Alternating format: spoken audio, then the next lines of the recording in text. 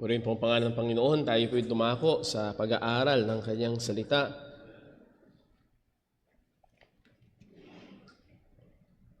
Well, we know na nung Friday ay tinatawag na araw ng mga puso, o sa iba ay Valentine's Day. And so again, ay tunay kung merong may nakaka-appreciate ng word na pag-ibig sa pinakamalalim, malawak at mataas na ibig sabihin nito ay dapat sana ay tayo bilang mga mananampalataya sapagkat kilala natin ang Diyos na pinagmumulan ng lahat ng matuwid na pag-ibig. At isa sa mga dakila na pag-ibig ay hindi yung pag-ibig na napapanood natin sa sinihan, kundi ang pag-ibig ng mga magulang sa kanilang mga anak. Tunay isang malaking kagalakan sa pagiging magulang ang ating panoorin ng ating mga anak na lumalaki at umuunlad or nagde-develop. At isang malaking kagalakan kapag nakikita natin ang ating mga anak na sinusubukan tayong gayahin. So again, sa mga magulang ay ito ay isang napakasaya na bagay na pagmasdan. For example, sa aming mga anak, naalala ko noon si Timmy, at pagkatapos maligo ni Brother Paul, ay gumamit ako ng deodorant at lumapit siya, Daddy, ano yan? Daddy, ano yan? Sabi ko, deodorant. At sasabihin niya yung deodorant. And then guess what? Anong kasunod? Ako din. Ako din. Gusto niyang gayahin ang bagay na yon. Or si Leah na susubukan kapag nakita niya kanyang mami na maganda na at magpapaganda pa sa konting makeup, ay susubukan, ako din, sasabihin niya, ako din, lipstick din, ako din. At susubukan niyang gayahin at maging isuot yung sapatos ng kanyang ina. So again, napakaganda na nakikita natin na doon ang isa sa mga layunin ng ating mga anak at isa sa mga efforts nila ay gayahin. Kanina sa lunch fellowship ay nakausap natin ang ilang mga kapatiran natin at isa sa mga kagalakan nila ay yung kanilang anak ay unti-unting natututong manalangin at ginagaya ang lengguwahe ng kanyang mga magulang. So hindi pa niya lubusang nauunawaan. Pero nakakamangha kapag sinusubukan nilang gayahin ang kaging sa pananalangin. Okay, ako sinabi huyaan sapagkat sa ating buhay Kristiyano, isa sa madalas na iniutos sa atin ng salita ng Panginoon ay ang paggaya or pag-emulate sa ating Panginoon. For example, sa Matthew chapter 5 verse 48, Be ye therefore perfect, even as your Father which is in heaven is perfect.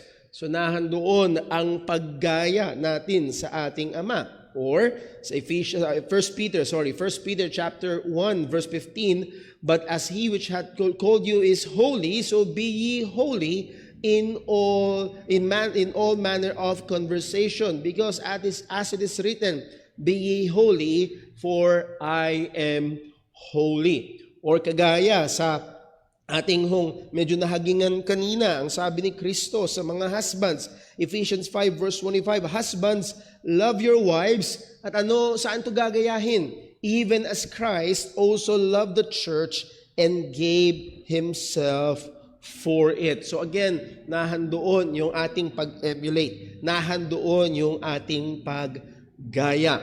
And sa passage na ating binasa, particularly sa verses 1 and 2 ng Ephesians chapter 5, ay ine-exhort ni Apostol Pablo ang mga mananampalataya na tumulad, sumunod, gumaya sa ating Diyos, particularly sa aspeto ng pagmamahal.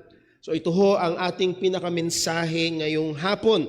All believers are called to be imitators of God and live a life that is characterized by love.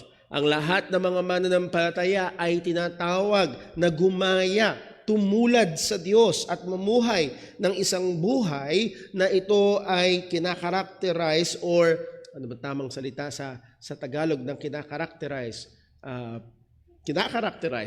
ng pagmamahal. Siguro naintindihan natin yun. Well, bago tayo magpatuloy, tayo muna ay manalangin. Let us pray. Panginoon naming Diyos, aming Ama sa langit, patuloy kaming nagpapasalamat sa iyo, kamangha-mangha kamangha-manghas. We have sang that song, hindi sa anuman na meron kami, but what we glory in is in the cross of our Lord Jesus Christ. At sa krus, Panginoon, ay nahayag ang iyong dakilang pagmamahal sa amin. At kami, Panginoon, ay inuutusan mo na lumakad din sa ganung kaparaanan, sa kaparaanan ng pagmamahal. Kaya, O Diyos, nawa, bigyan mo kami ng bukas na puso't isipan. Maaring ang mga katotohanan ay pamilyar na, pero hayaan mo kaming mapaalalahanan. At kung ano man, O Diyos, na mga kasalanan o mga bagay na hindi ayon sa iyong kalooban sa aming mga buhay, ito, O Diyos, ay masansala, mapagsisihan, at gayon din ang kabanalan sa aming pang-araw-araw na buhay ay matulungan at umunlad pa. O Diyos, ilayo mo kami sa namang bagay na masama. Kahabagan mo po, Panginoon, ang aming mga kapatiran, maging ang mga karamdaman, ikaw po magbigay ng mabilis na kagalingan sa ngayon sa iyong kalooban. At lahat ng ito ay aming dinadalangin sa ngalan ng aming Panginoong Hesukristo. Amen. Well, ilan ho munang background sa Ephesians chapter 5. And this is not the first time we will be studying particularly this passage. Pero kung kayo ay nakasama ho natin doon sa ating matagal-tagal na pag-aaral sa buong Book of Ephesians, kung yung naalala, ang Book of Ephesians is very much conveniently divided into two parts. Pwede nating hatiin ito. Ang Book of Ephesians ay merong 6 chapters, though hindi inspired ang chapters, hindi wala sa original na sulat ni Apostol Pablo ang mga chapters. Nevertheless, sa providensya ng Panginoon, makikita natin na chapters 1 to 3 ay puno ng mga doktrina, puno ng mga katotohanan, particularly about the church. And then chapters 4, 5, and 6 ay ito naman ay nakagear towards the application noong mga katotohanan. So Paul was unpacking itong non-verbal doctrine, particularly about the church sa mga Kristiyano sa Efeso. At nagsimula siya sa chapter 1 sa pamagitan ng pagsasaysay ng mga dakilang katotohanan patungkol sa pagliligtas ng Diyos sa atin. It may be familiar sa atin sa chapter 1 na kung saan ang sabi ni Apostol Pablo that God has blessed us with all spiritual blessings in Christ. Sinabi rin ni Apostol Pablo that we are chosen by God in Christ before the foundation of the world. At nandun yung katotohanan na pinadala niya si Kristo para tayo ay tubusin para sa kanyang sarili. At nandun din ang katotohanan na nakatahan sa atin ang banal na Espiritu. So again, right at the first chapter ng Book of Ephesians, sabi nga ito'y buntis ng napakaraming mga katotohanan. And sadly, ay maraming mga churches, maraming mga so-called quote-and-unquote pastors and teachers ng Bible ay umiiwas sa mga doktrina, umiiwas sa pag-aaral ng katotohanan. Well, wag tayo mag-aral ng malalalim na doktrina. Ang gawin lang natin ay tayo ay mag-soul winning na lang. Well, again, when we say soul winning or evangelize, that in itself contains doctrine. When you say Jesus is Savior, accept Jesus as Savior and Lord, yun ay punong-puno na agad ng doktrina. So we cannot have Christianity apart from doctrine. So ang gusto ko lang makita natin na dito mismo sa first chapter pa lang ng Ephesians ay puno na agad ng mga katotohanan. Pagdating sa chapter 2, ating mababasa na nagbigay si Apostol Pablo o binigay ni Apostol Pablo ang patungkol sa pagliligtas na gawa ng Panginoon. Pero bago niya saysayin kung paano ang Diyos ay naging mayaman sa kanyang kahabagan at pagmamahal sa atin na tayo'y pinanganak niyang muli, binuhay niyang muli kasalakip ni Kristo at naligtas sa biyaya sa pamamagitan ng pananampalataya, sinimulan niya ito sa chapter 2 verses 1 to 4 sa pagsasaysay sa napakatindi at pangit na kalagayan natin na tayo ay patay sa pagsalansang at sa kasalanan. So lalong na-highlight itong nagliligtas na biyaya ng Panginoon. And then pagdating sa chapter 3, nakikita natin hinighlight ni Apostol Pablo ang katotohanan patungkol sa Ebanghelyo. But before chapter 3, even dun sa lang sa chapter 2, sa second half ng chapter 2, makikita na natin ang doktrina about sa church. Na kung saan hindi lang tayo basta niligtas sa biyaya ng Panginoon, kundi makikita natin doon yung katotohanan that we were made part of this tinatawag na one new man. Isang bagong nilalang, isang bagong tao. At itong bagong taong ito, bagong katawan na ito, ay binubuo ng Jews and Gentiles. And this is really amazing, really revolutionary sa kaisipan, lalo na sa kaisipan ng mga Hudyo, sapagkat for so long a time, ang mga Hudyo ang tingin sa kanilang sarili, sila lang ang tao ng Panginoon, at ang mga Hentil ay ang tawag nila mga aso, kasi sila ay madudumi. But here in this one new man is composed of Jews and Gentiles. Ito yung katawan ni Kristo na siyang ulo ang ating Panginoong Hesukristo, at ito ay walang iba kung hindi ang iglesia. Makikita rin natin na pinagpe-pray ni Apostol Pablo ang bawat bahagi ng iglesia ng katawan ng bawat bahagi ng katawan ng ating Panginoong Jesucristo na lumago sa kanilang pagkaalam sa mga katotohanan at pagkaunawa patungkol sa Diyos at sa kanyang kalooban bilang mga mananampalataya. So muli, chapters 1 to 3, full packed ng mga katotohanan na tungkol sa kaligtasan from eternity past hanggang sa ating mga present na kalagayan in the body of Christ in the church. Pero mapapansin natin pagdating sa chapter 4, it is not without truths, but it is naman time ng mga practical application. Doon yung pag-a-apply nito. Ano ngayon? Sa mga katotohanang tinuro, binanggit mula chapter 1 hanggang chapter 3. Ano ngayon ito at paano ito dapat makaapekto sa mga mananampalataya? Ang sabi ni Pablo, if we will just go back a little bit sa chapter 4 verse 1, ang sabi niya, I therefore the prisoner of the Lord beseech you. So please take note of that word, I therefore. Ako nga, dahil sa mga katotohanan na binanggit sa chapter 1, 2, and 3, eto ngayon. I therefore, the prisoner of the Lord, beseech you that ye walk worthy of the vocation wherewith ye are called. Lumakad kayo sa bukasyon, sa pamumuhay na kung saan kayo ay inilagay, tinawag ng Panginoon. Well, ano yun? Sa kalagayan ng pagiging ligtas. Hindi na sa kalagayan ng pagiging ligtas, sa kalagayan na pagiging inampon sa pamilya ng Panginoon. Hindi na sa kalagayan ng pagiging inampon sa pamilya ng Diyos, sa kalagayan natin na tayo'y kapisan sa iisang katawan. Ang Hudyo at mga Hentil sa iisang iglesia. Again, sang-ayon sa pagkatawag sa atin ng Diyos, mamuhay tayo ng tama. Lumakad tayo ng karapat-dapat sang-ayon dito. Again, isa sa mga madalas natin na binabanggit ay ang katotohanan na ito. Christian living is based upon Christian doctrine.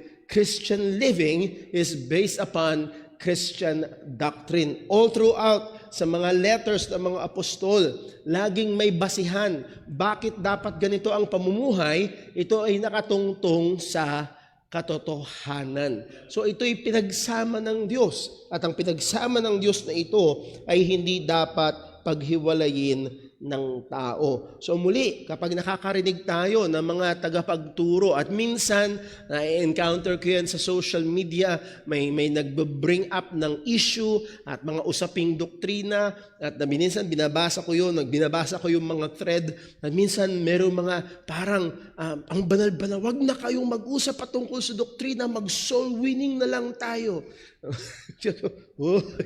Parang, well, okay. May hindi natin sinasabing hindi mahalaga ang evangelism, pero ang hindi dapat mangyari ay parang hindi mahalaga ang pag-uusap patungkol sa mga katotohanan ng Panginoon. Pero hindi ganun ang makikita natin sa salita ng Diyos. Sa salita ng Diyos, yes, andun ang Christian living, pero nakatungtong ito sa Christian doctrine. So let me just note two very important things pagdating natin sa chapter 4 and onwards ng Ephesians. Dapat nating mapansin. Number 1 is the theme of walking. Okay? So kung mayroong biblical na exercise sa mga Kristiyano, it is walking. Well, hindi. Ang tema ng paglalakad. So very much visible. Pagdating ng chapter 4 onwards ay nahandun ang laging paalala ng paglakad. For example, sa chapter 4 verse 1, as we have read, walk worthy. Lumakad ng karapat-dapat. sa chapter 4 verse 14 speaks about the new walk, yung bagong lakad. Hindi moonwalk, hindi new walk. Sa chapter 5 verse 2, as we will see this afternoon, walk in love. Lumakad ng may pagmamahal o sa pagmamahal. Sa chapter 5 verse 8, walk in the light, lumakad sa liwanag. And then sa chapter 5 verse 15, ang sabi is careful and wise walk, be not unwise, but knowing the will of God, what the will of God is. Walk circumspectly, lumakad ng may pag-iingat at ng karunungan. And if we will force it a little bit, sa chapter 6 verse 11, walk in warfare. Andun yung pagmumuhay ng Kristiyano, na handun yung spiritual na labanan, at tayo ay namumuhay sa katotohanan na yun. So anong punto? Walking or lifestyle or the way we live bilang mga Kristiyano ay hindi lamang bahagi ng ating buhay, kung hindi ito ay ating buong buhay. Hindi lamang ang pagiging Kristiyano ay hindi lamang set ng mga doktrina, hindi lamang ito bahagi ng buhay, kundi ito ay dapat umepekto sa lahat ng ating buong buhay. As we have said kanina sa message kayo ng umaga, the gospel should dominate yung pagmamahal ng Mr. sa Mrs. The gospel should dominate yung pagpapasakop ng Mrs. sa Mr.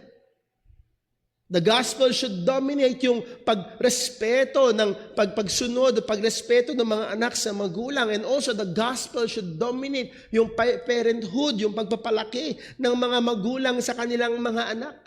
It cannot be separated from the gospel.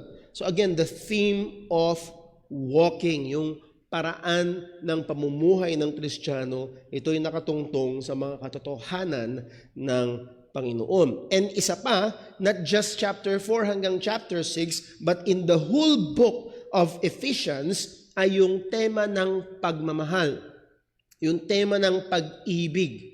Sa chapter 1, verses 4 to 5, ang sabi ng salita ng Diyos, in love we were predestinated. Predestined tayo in love.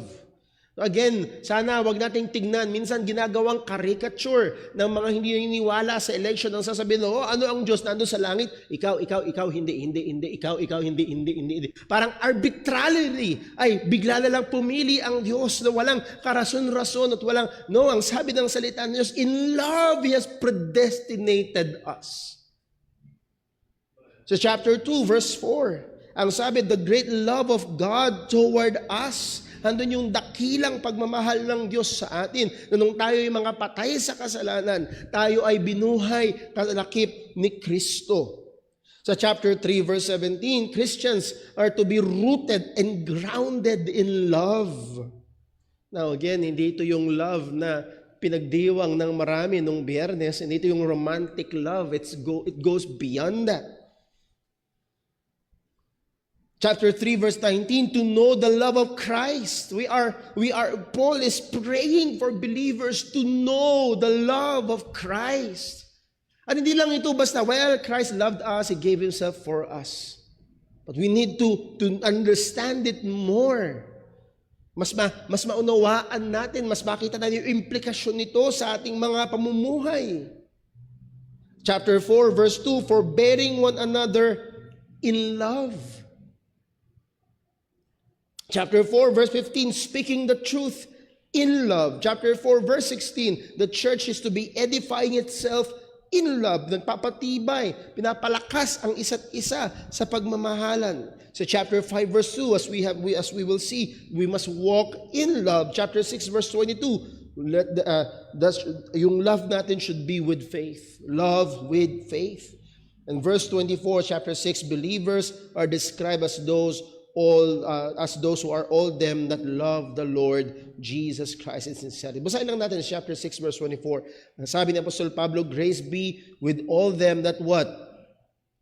Love our Lord Jesus Christ in sincerity. Please take note, hindi niya sinabing all them that believe. Of course, it is assumed that they believe. Pero isa sa mga pangunahing katangian ng Kristo, they love the Lord Jesus Christ with sincerity. So again, nandun yung dominating theme ng walking, yung pagmumuhay, yung lakad ng Christian, and also the dominating theme of love sa book of Ephesians. The point, love is central theme sa buhay ng mga mananampalataya. Ang pagmamahal ay isang sentrong tema sa paraan ng ating pamumuhay bilang mga Kristiyano. Isa ito sa mga pangunahin na dapat nating laging binibigyang pansin sa ating buhay bilang mga mananampalataya. Yes, we are concerned na tama ang doktrina, tama ang pangangaral, okay ang pamumuhay, pero dapat isa sa lagi nating binibigyang pansin ay ang pagmamahal. As just an example, ang aming anak na si Timothy ay walang alam sa sasakyan. Pero maaga niyang natutunan kung nasaan ang gasoline indicator, yung metro ba ng gasolina, para malaman kung meron pa o wala na. At naintindihan niya na pag naubos ay hindi naaandar hindi pa namin naranasan, pero naintindihan niya na pag naubos ay hihinto ang sasakyan. Kung kaya't kapag dalawa na lang, kasi digital merong 8 bar yung gasoline indicator, kapag dalawa na lang, halos nagpapanik na siya. Lagi niya, wala na siyang tigil, Daddy, dalawa na lang. Lalo na pag isa, Daddy, isa na lang, magpagas na tayo. Lagi niya tuwing sasakay siya sa sasakyan, almost always titignan niya yun. Pag marami pa, wala siyang sasabihin. Pero pag nakita niya, Daddy, dalawa na lang, Daddy, isa na lang, magpakarga na tayo. He's always considering that. Naintindihan niya kung wala yun, hindi aandar. So let me borrow that picture. We must be always considering ang pagmamahal sa ating buhay bilang mga Kristiyano, because guess what? Ang sabi ng salita ng Diyos, kung walang pagmamahal, walang kwenta ang ating mga ginagawa. So we must be always considering love bilang mga mananampalataya. And again, isa ito sa mga distinguishing marks ng Kristiyano. Ang sabi ni Kristo sa John 13 verse 35. John 13:35, by this shall all men know that ye are my disciples. How? If ye have love one to another. Isa ito sa mga distinguishing marks ng pagiging disciple ni Kristo. Yes, hindi ito lamang ang distinguishing mark ng tunay na ligtas, na tunay na Kristiyano, na tunay na disipulo ni Kristo. Pero isa ito sa sinabi ni Kristo na talagang magiging oobserbahan ng mundo. Titignan ng mundo. Ito sa pangunahing mamnonotice ng mundo. If ye have love one to another. Hindi ko na maalala kung sino nagsabi, pero ang sabi ng isang mangangaral, a man can be straight as a barrel in his doctrine, but also empty as one as well. Alam niyo yung barrel? Hindi yung baril yun. Barrel is that tube, yung rifle. Kung ang baril mo ay mahaba, meron itong tubo kung saan lalabas yung bala. Ang tawag dun sa mahaba na yun is yung barrel. At yung barrel na yon hindi pwedeng tabingi. Sasabog yung pag kinalabit mo yung gatilyo, sasabog yung pagtabingi. Dapat yun ay diretso. You can be as straight as a barrel in your doctrine. Pero guess what? Yung mga barrels na yun, walang laman sa loob. Kasi doon dadaan yung bala. Pero sadly, maraming mga Kristiyano ay pwedeng mahulog sa katotohanan. We can be straight as a barrel in our doctrines. Nothing wrong with being straight in our doctrines. Kagaya ng Ephesian church sa Revelation chapter 2. They were praised by the Lord Jesus Christ sa pagdating sa doktrina. Napakahigpit nila. But sadly, ang sabi ni Kristo, I have somewhat against you because thou hast left thy first love. Well, I labored on this to show us that this central point, sapagat ito rin ang central point ng message o ng passage na ating bibigyang pansin, is we must walk in love. Christians are to have faith with love. Christians are to have truth, handle truth, speak truth in love. Christians must deal with people, with unsaved and saved people in love. We must walk in love. We must give with love. We must forgive with love. So itong isang ingredient na hindi dapat mawala sa atin. As we have said, ang sabi ni Pablo, 1 Corinthians 13, verse 1, 2, and 3, anything that we will be doing, if it is not with love, ito ay walang pakinabang, walang kabuluhan. So let's look at chapter 5, verse 1, Ephesians 1. Ang sabi, be ye therefore followers of God as dear children.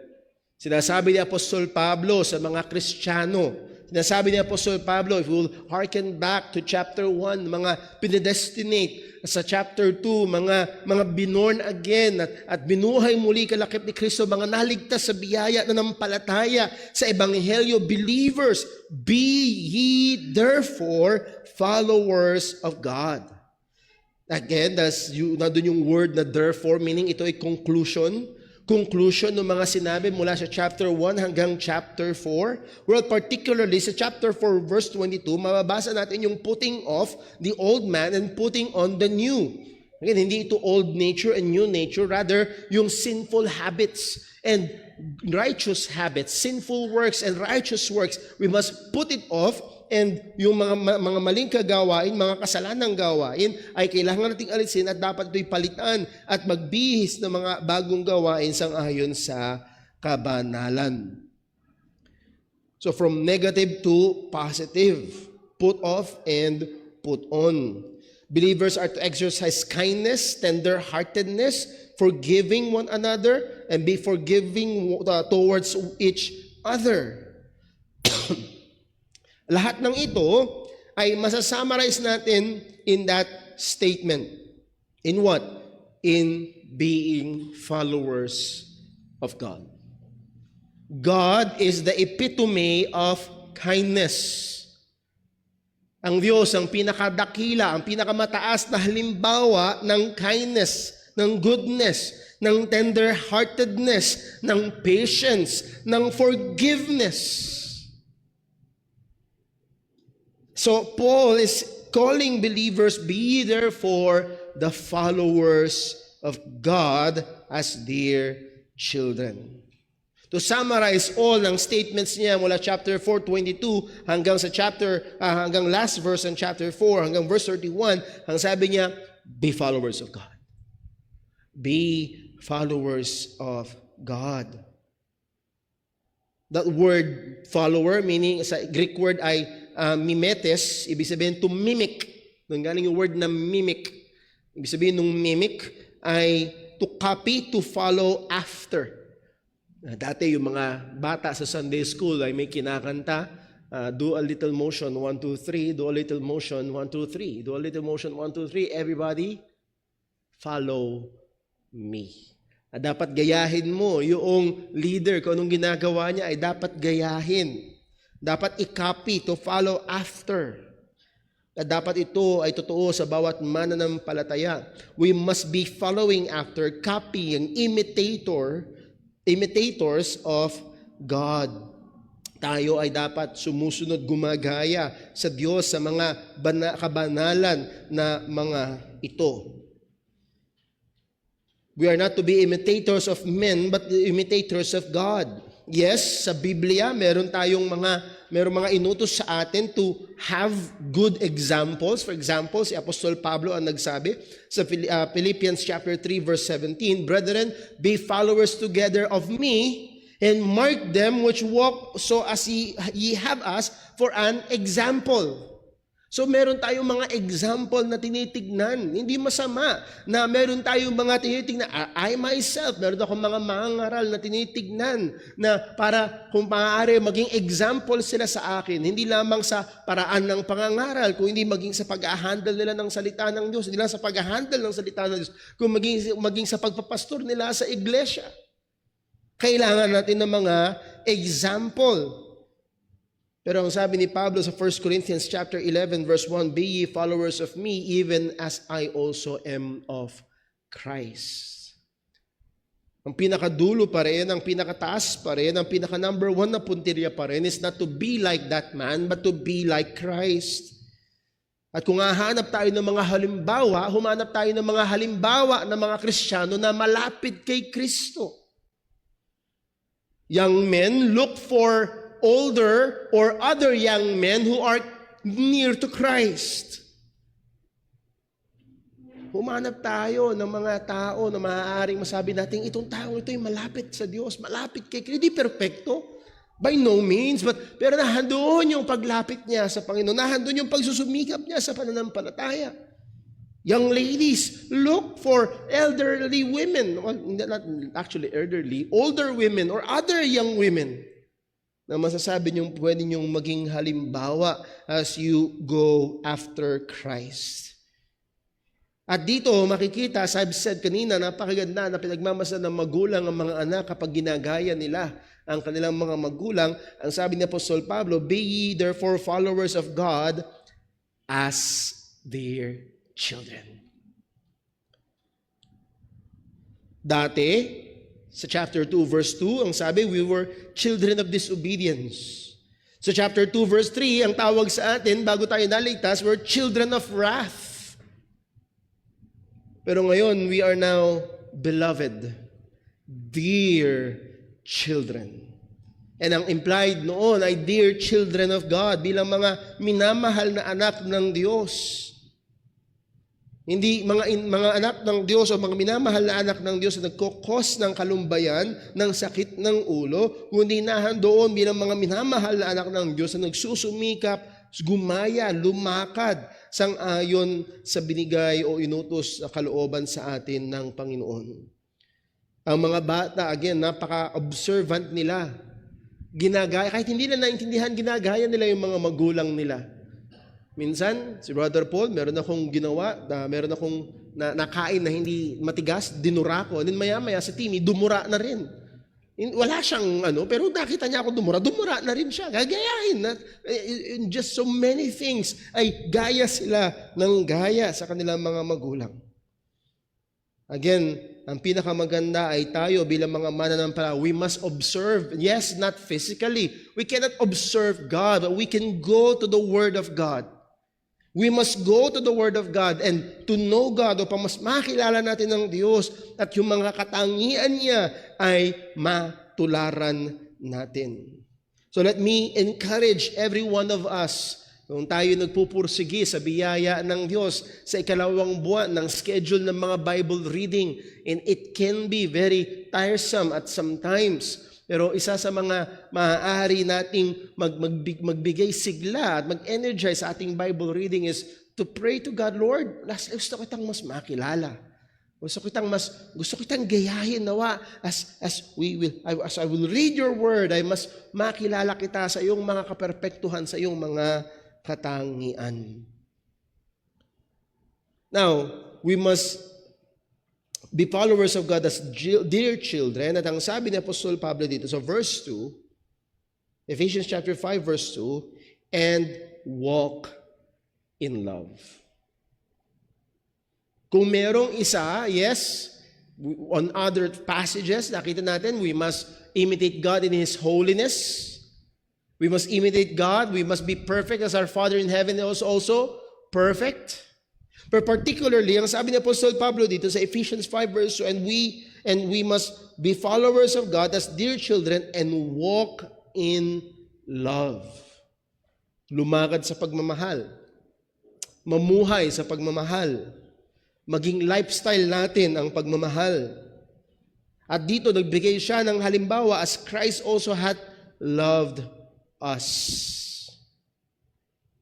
As we have said earlier, sentro sa tema ng buhay Kristiyano ay ang tema ng pagmamahal. Ang ating buhay bilang mga mananampalataya ay napakaganda kung makakarakterize na ito'y ang karakteristik ng ating buhay ay pagmamahal sa Diyos at pagmamahal sa kapatiran, sa Kanyang iglesia. Kung maalala natin, ang 10 utos ay sinamarize ng ating Panginoong Jesus, pagmamahal sa Diyos at pagmamahal sa ating kapwa. As we have said, our greatest works will mean nothing without love. Ang Diyos, ang pinagmumulan ng pagmamahal, ang Diyos ay pagmamahal. Sabi ni Juan sa 1 John 4:7, Beloved, let us love one another. Why? For love is of God. Why must we pursue itong bagay na pagmamahal sa isa't isa? Because love is of God. And isa sa mga maaaring masabi natin na tayo ay nagiging makadiyos ay lalo na kung tayo ay natututo na lalong maging mapagmahal. And everyone that loveth is born of God and knoweth God. Isa sa mga tanda ng tunay na pinanganak ng banal na Espiritu ay nandoon ang pagmamahal. Well, sa verse 8, ang sabi ni John, He that loveth not, knoweth not God. Again, yung word na know dito ay hindi lang ignorante siya pagdating sa Diyos, hindi niya lang alam o wala siyang impormasyon na mayroong Diyos. No, ang word na know dito is he has no relationship with God. So let us love one another, for love is of God. God's love, even to the unbelievers, is shown in His benevolence. Pagmamahal ng Diyos, hindi lamang sa atin bilang mga Kristiyano, na pinakita niya sa pamamagitan ni Kristo, kundi maging ang pagmamahal ng Diyos, maging sa mga hindi mananampalataya, na patuloy na nagre-rebelde sa Kanya in their every breath. Sa bawat hininga nila, sila nagre-rebelde sa Panginoon. Nevertheless, pinapakita pa rin ng Diyos sa kanila ang Kanyang benevolence, ang Kanyang pagmamahal. Umuulan pa rin sa bukid ng hindi mananampalataya. Sumisikat pa rin ang araw, maging sa mga hindi tumatawag sa Kanya.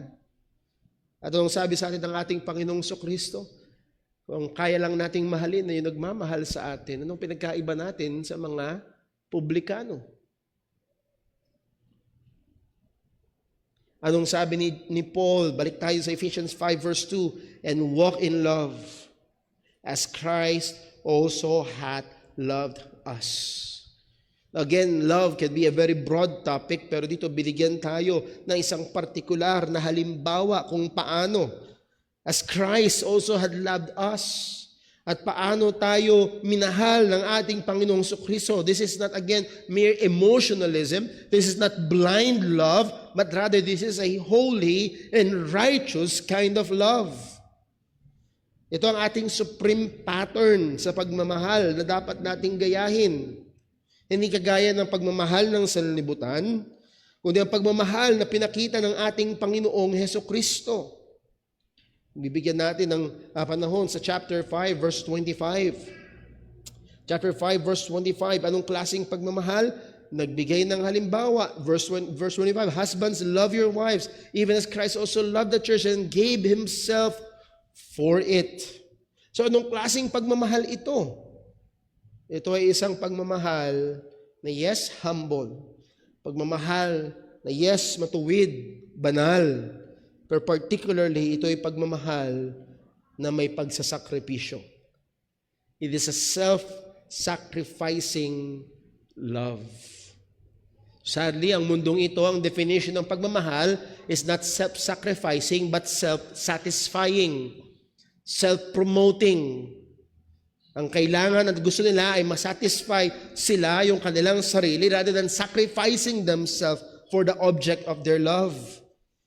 Pero dito, ang pinapakita sa atin ni Kristo ay isang pagmamahal na mapagsakripisyo.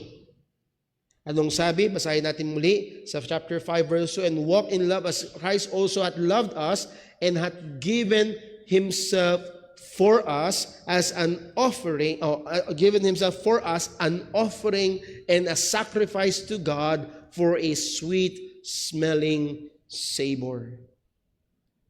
He loved us sacrificially. Binigay niya ang kanyang sarili, inialay niya ang kanyang sarili. He was given as the propitiation. Sabi ng Romans chapter 3 verse 25, God has set Him forth as the propitiation through faith in His blood. So we must imitate ang ganitong uri ng pagmamahal. Isang pagmamahal, nandun ang pagsasakripisyo. Isang pagmamahal na yes, maaaring ilagay tayo sa hindi komportabling kalagayan. Isang pagmamahal na maaaring gagastos tayo, may istorbo tayo. Ang sabi ni John sa 1 John 3 verse 16, "Hereby perceive we the love of God, because He laid down His life for us." By the way, just a small, it's a small detour. Hereby perceive we what? The love of God. Sino yung subject? God. Because He, sino yung pronoun na He? God laid down His life. Ibinigay ng Diyos ang kanyang buhay. Isang magandang verse at tandaan yan para sa mga INC. Saan binigay ng Diyos ang kanyang buhay? Merong Diyos na nagkatawang tao at ibinigay ang kanyang buhay. He will perceive with the love of God because He laid down His life for us. Okay? Hanggang doon we say, Amen. Thank you, Lord. You laid down your life for us. Thank you, Lord. Now we're saved. Meron kaming pag-asa. Meron kaming kaligtasan. Pero dito natapos. And we ought. Yung katotohanan, listen, yung katotohanan na binigay ni Kristo, yung kanyang buhay para sa atin, produces an oughtness. Ano yung oughtness? Ito dapat.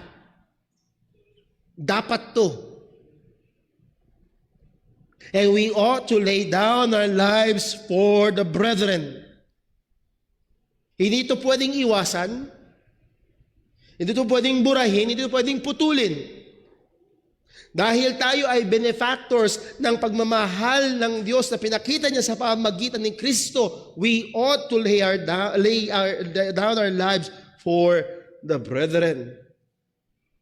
No, hindi ibig sabihin yan dapat lahat tayo ay maging martir at ialay ang ating buhay at mamatay para sa mga kapatiran. And napakaganda at napakarunong ng ginawa ng Diyos sa pamamagitan ni John. Ang kasunod niya agad na talata. Again, mula sa napakataas, laying down your life for the brethren. Ang sabi niya, but, mula sa napakataas na halimbawa na yun, na demand na yun, ang sabi ni John, but whoso had this world's good, and see it his brother have need, and shut it up his bowels of compassion from him, how dwelleth the love of God in him? Kung wala tayong pinapakitang pagmamahal sa iba, ang sabi ni John, how dwelleth the love of, how can 1 John 3:16 true? Again, sa 3:16, hereby pursue the love of God, because He laid down His life for us. He died for us. Yung pagmamahal ng Diyos ay nagsasabing He died for us. Pero kung tayo ay walang compassion, walang pagmamahal sa iba, how can you say Christ died for you?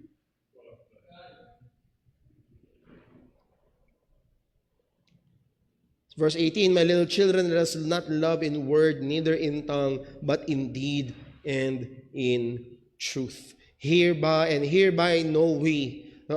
we know that we are of the truth and shall assure our hearts before Him. Isa sa mga kaparaanan na nalalaman natin, meron tayong assurance, na-assure tayo sa ating salvation, is that manifestation and growing in that love. Pagmamahal, hindi tayo naliligtas sa pamamagitan ng pagmamahal sa iba, kundi nagkakaroon tayo ng assurance at natitiyak natin na tayo ligtas. Isa sa mga kaparaanan ay sa pamamagitan and we are able to show our love to others. So hindi natin kailangang hintayin na nasa tutok ng patalim at sasaluhin natin yun o tayo yung sasalo ng bala. It may be as simple as sacrificing some of our earthly materials para makatulong sa iba.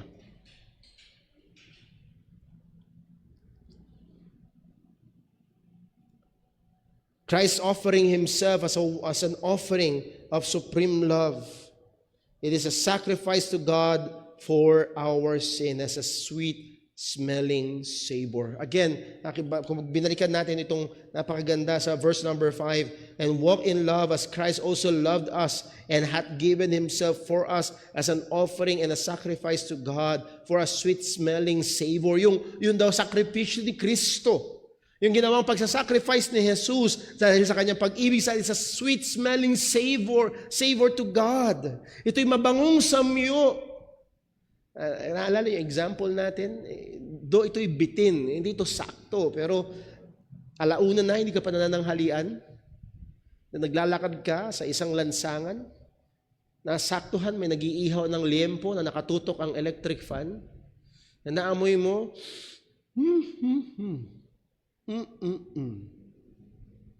sarap nun.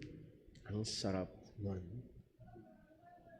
Ang sabi ng salita ng Panginoon, in almost not exactly the same way, but also our self-sacrificing love for others. Yung ating pagsakripisyo ng ating sarili para gumawa bilang mga anak ng Diyos sa pagtulad natin sa Panginoon, sa paglakad natin sa pagmamahal, are also sacrifices unto God that are sweet-smelling. Nakakapagbigay lugod. Nakakabigay delight sa ating Panginoon. So muli ho, bilang mga mananampalataya, isa sa mga pangunahin na ating layunin o ating dapat gawain ay mamuhay tayo ng may pagmamahal. Lumakad tayo ng sang-ayon sa Panginoon na nagmahal sa atin, at gayon din naman sa ating pakikitungo sa ating mga kapwa ay nandun din ang ating pagsakripisyong pagmamahal sa kanila. A sacrifice that is acceptable to God, a sweet-smelling savor to God. It brings joy, it brings delight sa Panginoon. And this is how we should live. This is how we should walk upang ang ating mga buhay ay maging mabangong samyo sa ating Panginoon. Yes, last Friday ay araw ng mga puso at sinelebrate ng marami ang pagmamahalan lalo na ng mga mag-asawa at magkasintahan. Again, bilang mga mananampalataya, we know of a deeper, grander, wider and higher kind of love. Walang iba kundi ang pagmamahal ng Diyos sa atin, at tayo inuutusan na lumakad, gumaya, mag-imitate kung paanong tayo ay minahal ng Panginoon. A self-sacrificing love. Let's pray. Panginoon naming Diyos, aming Ama sa langit, tulungan mo nawa kami, Panginoon, ng iyong mga salita na namin napag-aralan, na hindi lang maging kaalaman, hindi lang basta lumagpas sa aming mga kaisipan na tainga, kundi aming suriin ang aming mga buhay sa pamamagitan ng liwanag ng iyong salita. Lord, madalas aming inuuri, sinusukat, inoobserbahan ang aming pamumuhay sa pamamagitan ng expectations ng iba, sa pamamagitan ng expectations ng aming mga employees or employer, or expectations ng aming mga partners, or ng aming mga magulang, or ng aming mga anak. But Lord, narito, Panginoon, Ikaw ang nag-utos sa amin ng aming mga buhay ay dapat ilakad namin, ibuhay namin ng may pagmamahal. At hindi ito pagmamahal kagaya ng sa sanlibutan, kundi kagaya ng pagmamahal ni Kristo. Tulungan mo nawa kami, O Diyos, likas, napakalikas sa amin na maging makasarili. Napakalikas sa amin na maging madamot. Unahin ang aming sarili. Unahin, Panginoon, ang promosyon ng aming sarili. So Lord, help us na maipakita. Help us, Panginoon, na makita sa aming buhay ang bunga ng banal na spirito ng pagmamahal. Ito, Panginoon, na hindi lang maging bukang bibig, kundi makita sa aming mga buhay. Patuloy ka po namang gumawa sa amin, patuloy mo kaming turuan, gamitin mo ang iyong salita throughout this week upang patuloy kaming hubugin. At ikaw po, Panginoon, ang maitaas sa lahat ng ito. Nawa ang aming mga buhay, aming mga pamumuhay ay maging mabangong samyo sa iyong harapan. Dalangin namin sa ngalan ng aming Panginoong Heso Kristo. Amen. Sa po tayong